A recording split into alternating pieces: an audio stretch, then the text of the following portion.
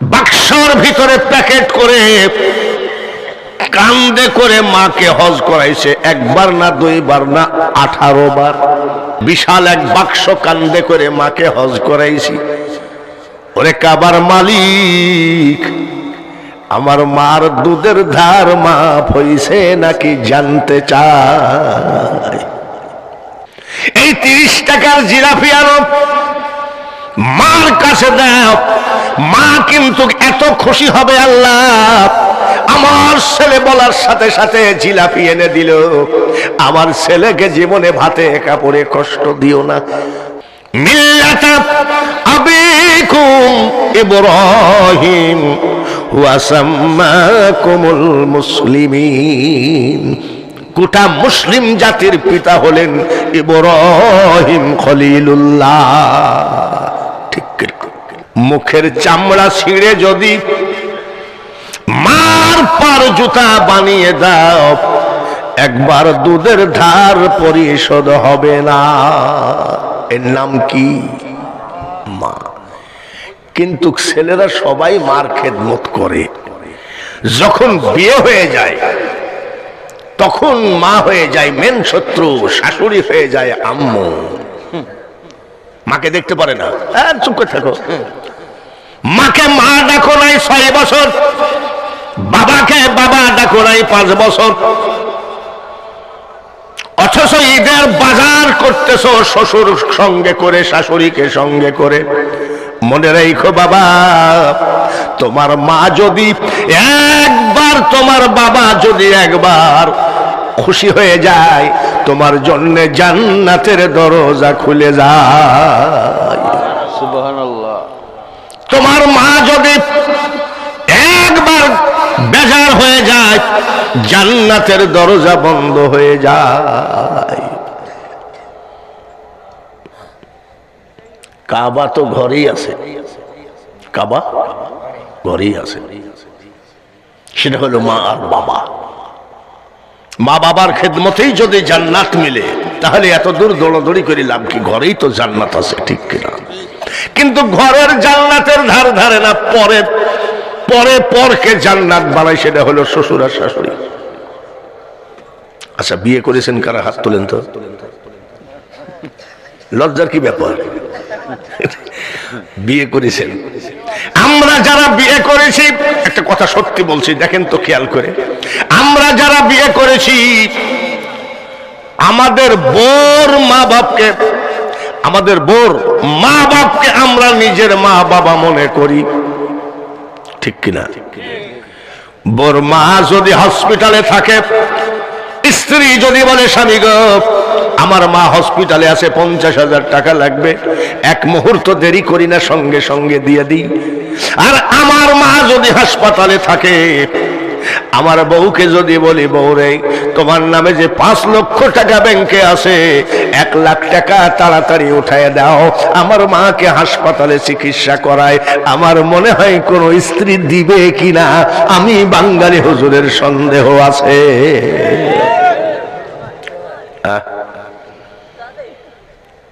বাক্স বানাইছে, বাক্স, বক্স কাঠের, বৃদ্ধা মাকে ঢুকাইছে। 2 মাস হেঁটে যেতে মক্কা, আবার 2 মাস হেঁটে আসতে বাড়ি, তাহলে হাঁটা যাওয়া দিয়ে আসা যাওয়া দিয়ে কয় মাস? 4 মাস। 2 আর 2 4 মাস। 4 মাস বাক্সর ভিতরে প্যাকেট করে কান্দে করে মাকে হজ করাইছে, একবার না দুইবার না 18 বার। সুবহানাল্লাহ, জোরে বল। কয়বার? 18 বার। কেউ যদি জিজ্ঞাসা করে আপনার বাক্সের ভিতরে কি আছে, বলে না। 18 বার হজ করানোর পরে কাবা শরীফের সামনে বাক্সর তালা খুলেছে, ঢাকনিটা উল্টায় রেখে বলছে, এক কাবার মালিক, এক কাবার মালিক, দেখো দেখো তো বাক্সর ভিতরে আমার মা হেঁটে যেতে 2 মাস, আসতে 2 মাস, 4 মাস হাঁটা পথে বিশাল এক বাক্স কান্দে করে মাকে হজ করাইছি। ওরে কাবার মালিক, আমার মার দুধের ধার মাফ হইছে নাকি জানতে চাই। মালিক, কাবার মালিক বলতেছে তোর মাকে জিজ্ঞেস কর। আমাকে জিজ্ঞেস করছিস কেন? 18 বার কান্দে করে মাকে হজ করানোতে দুধের ধার তো দূরের কথা, তুমি যখন মার পেটের মধ্যে বড় হয়ে গেল 8 মাস 8.5 মাস, একবার নড়াতে তোমার মা যা ব্যথা পাইছে মনে রাখো। 18 বার হজ করানোতে একবার ব্যথার ধার পরিশোধ হয় না। এর নাম মা। আমি আগে বলছি ছেলেরা মাকে খুব ভালোবাসে, বাবাকেও খুব ভালোবাসে, কিন্তু যখনই বিয়ে হয়ে যায় তখনই আন্দাজে দোষ দেওয়া ঠিক নাকি বোর কথা মোতাবেক না শ্বশুর শাশুড়ির কথা মোতাবেক, তখন মা হয়ে যায় পর। মা যদি বলে আব্বা হরতাল মরতাল দেশের ভাব ভালো না, সকাল সকাল বাড়ি আসিস, ছেলে কয় পট পট করো কেন, এত লোক মরেতে তুই মরিস নি কেন, মাকে বলে। আর শ্বশুর যদি বলে আব্বা আমার একটা মাত্র জামাই তুমি, দেশ জমিন বর্তমানে ভালো না, সকাল সকাল ফিরে আইসো, তখন ওই বেহায়া সন্তান কয় জি আব্বু।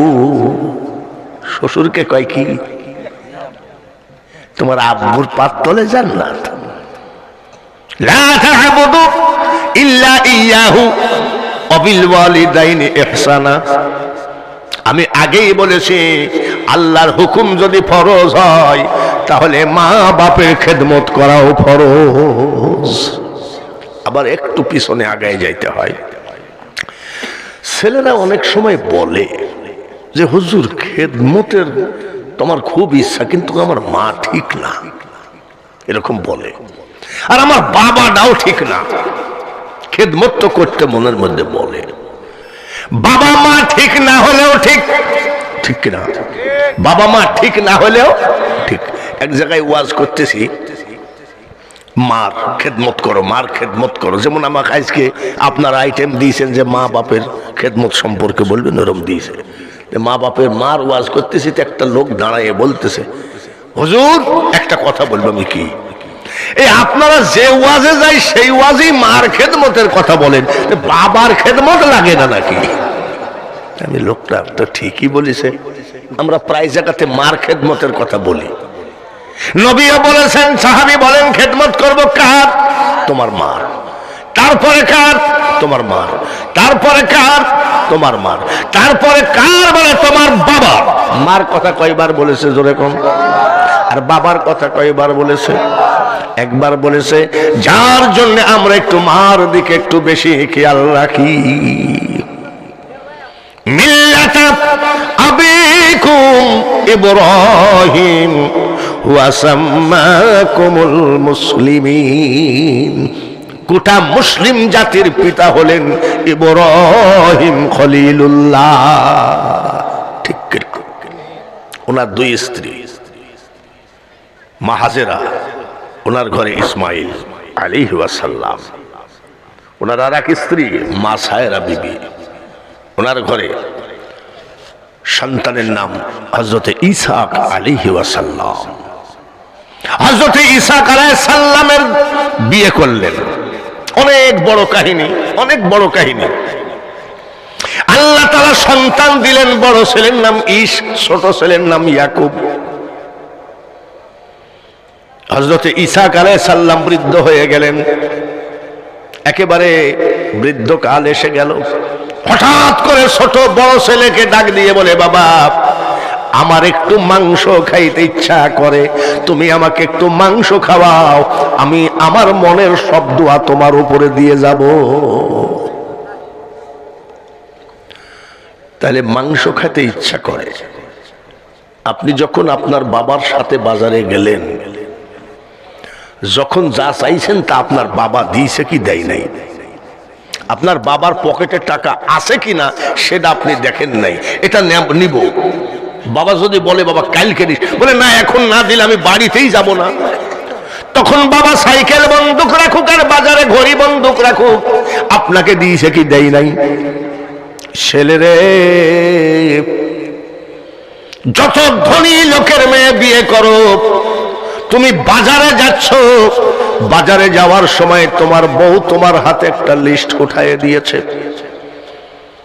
ইন্ডিয়ান জর্জেট কাপড়, চাইনা স্যান্ডেল, মেড ইন ইংল্যান্ডের কসমেটিক, এইভাবে প্রায় 20,000 টাকার মার্কেটিং তোমার সামনে স্লিপ দিয়েছে। তোমার বউ যদি আরো 20,000 টাকা দিত তোমার বউকে কিনে দেওয়া জায়েজ, তাহলে তুমি বিয়ে করতে গেলা কেন ধনী মানুষের মেয়ে? আমি তোমার বউকে দিতে নিষেধ করি না। এই লিস্ট নিয়ে যখন তুমি বাজারে যাবা, মা বাবার সোনার সংসার দখল করে বসে আছো, বৃদ্ধা মাকে ছোট্ট একটা রুম দিয়েছো, ঠিক মতন খাটও দেও নাই, একটা কোন রকম পচা কম্বল আর একটা কোন রকম পচা পাটি আর কোন রকম একটা পচা বালিশ দিয়েছো। বড় লিস্ট বাজারে নেওয়ার আগে তোমার ওই হতভাগিনী মার কাছে যাও, মা, ওগো মা, তোমার বৌমা 20,000 টাকার লিস্ট দিয়েছে, তোমার কিছু দরকার আছে নাকি আমি বাজারে যাব? মা তখন কানবে, বলবে, আব্বা, আল্লাহ তোকে হেদায়েত করেছে, তুই আমাকে জিজ্ঞাসা করলি, আমার 20,000 30,000 টাকা দামের মার্কেটিং লাগবে না। তোর বাবা যখন জীবিত ছিল বাজারে গেলে আমার জন্য একটু গরম জিলাপি আনতো, আর 4 বছর বিধবা, জিলাপি খাইতে মনে চাই কিন্তু ভয়ে তোকে আমি বলি নাই, যদি পারিস আমার জন্য একটু জিলাপি আনিস। জিলাপির দাম কি 20,000? 250 জিলাপির দাম কত? 30 টাকা নাকি? এই 30 টাকার জিলাপি আনো, মার কাছে দাও, মা কিন্তু এত খুশি হবে, আল্লাহ আমার ছেলে বলার সাথে সাথে জিলাপি এনে দিল, আমার ছেলেকে জীবনে ভাতে কাপড়ে কষ্ট দিও না। দুয়াটা কয় টাকায় পাইলেন জোরে কম? আর 20,000 টাকার মার্কেটিং এর মধ্যে যদি একটুখানি মাল দুর্বল হয়, আপনার স্ত্রী বলবে তোমার ভাত খাবো না। জোরে বলেন ঠিক কিনা? মা ফেলে তুই কার সাথে পীড়িত করো তুমি? আমার 7 ভাই, একটা বোন। আমি শহরে থাকি, গ্রামে প্রায় যাই। আমার মা ওই 6 ভাইয়ের কাছে থাকে। তা আমি জিজ্ঞাসা করছি, মা তুমি কি কিছু খাবা? তোমার কি মনে বলে? 1-2 মিনিট পরে মা দেখি চোখ মুছতেছে, পানি ঝরতেছে। আমি কি হয়েছে মা, তুমি কান্দো কেন? কইছে, না আব্বা দরকার নাই। আমি, না তোমাকে বোলা লাগবে। তোর আরো তো 6টা ভাই আছে, তারা তো জিজ্ঞাসা করে না, তুই জিজ্ঞাসা করিস কেন?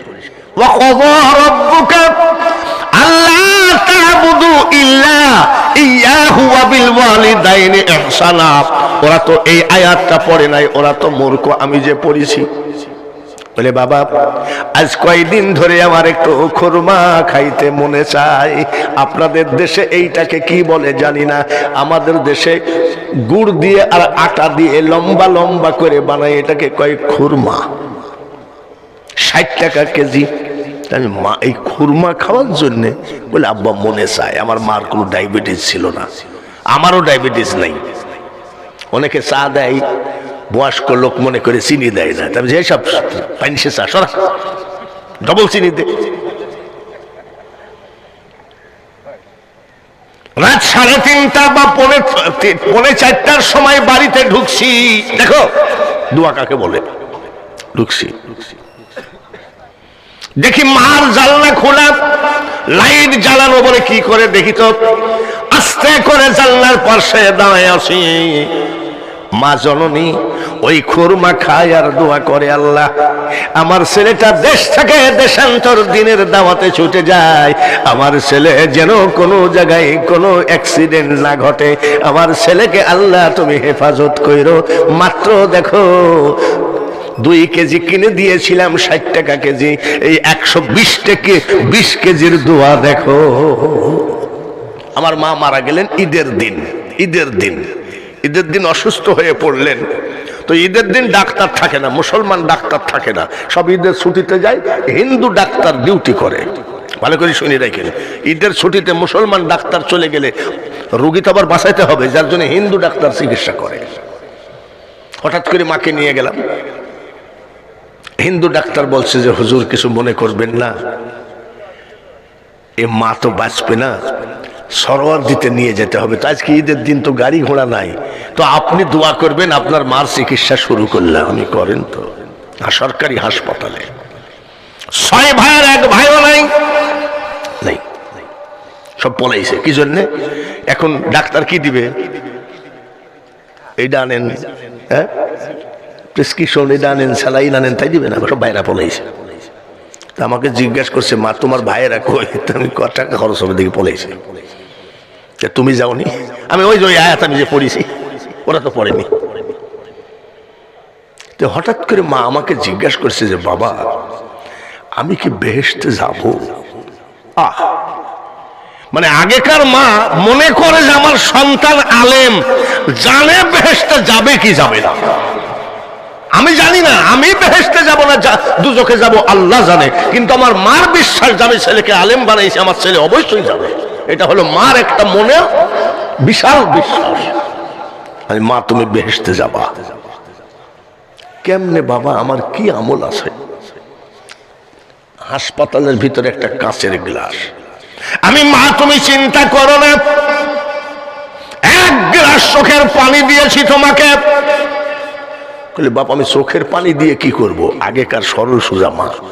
তবে মা আমি যখন মাদ্রাসা থেকে আসতাম তুমি জড়ায় ধরে বলতে কামাই খাওয়ার আশা করি না রে বেটা, তুই মরিলে মাটি দিবি আর মরণ কালে আল্লাহ তাআলার কোরআন পড়ে শোনাবি। তোমার কি মনে নাই? আমি বক্তা হয়েছি আপনাদের ইমাম সাহেবের থেকে অল্প বয়সে বক্তা হয়েছি। তখন এত বক্তা ছিল না, এখন যেমন বক্তার গাদি। একজন বক্তার ব্যাগ টানতাম, এই গজল বলতাম, এটা ওটা করতে করতে বক্তা হয়ে গেছি। এই বক্তার বয়স হলো আবার এদিকে 43 বছর হয়ে গেল, আর এমনি বয়স হলো 78 বছর। তার ভিতরে 26 বছর আমি ভারতে ওয়াজ করেছি, একাধারে কোনো বাংলাদেশে ওয়াজ করি নাই। মা আমার জীবনে যত প্যান্ডেল করেছি, যত মঞ্চে ওয়াজ করেছি, রব্বির হামহুমা কামা রব্বায়ানি সগীরা, 1 ফোঁটা হলেও চোখের পানি ফেলাইছি। হাজার হাজার প্যান্ডেলের ভিতরে 1 ফোঁটা করে ধরলে মাগো 1 গিলাস পানি হয় কি দেখো। ঠিকই তো বাবা। এইদিকে হাসপাতালের বেডে শোয়া, জামাটা খুলতো, তুমি জামা খুলতে বলতেছে কেন মা? জামার গলাটা খুল। জামার গলাটা খুললাম, কলিজার টুকরা মা তার 5 মিনিট আগে মারা গেল যুবক, এখনো বুঝতে পারো নাই মা কি জিনিস। মা গলায় হাত দিয়ে বলতেছে মাবুদ গো, আমার এই ছেলেটাকে আমি 10 কাঠা জমি দিতে পারলাম না, 50টা টাকা দিতে পারলাম না, হাসপাতালে সব ছেলেরা চলে গেল, আর এই ছেলে আমার খেদমত করলো। আল্লাহ মরণের সময় আমি আমার ছেলের গলায় হাতটা বুলাইয়ে দিয়ে গেলাম, যত জোরে চিল্লাবে আমার ছেলের গলা যেন ডিস্টার্ব না হয়। রাইফেলের গুলি মিস হয়, কিন্তু মার দোয়া মিস হয় নাকি? জোরে বলেন। বাবার দোয়া মিস হয় নাকি? চাচার কবর কোলে আর চাচি কান্দে কোলে, আল্লাহ থাকে পুজো করে। ঘরেই জান্নাত আর জাহান্নাম রয়েছে। জোরে বলেন ঠিক কিনা? সেটা হলো মা আর বাবা।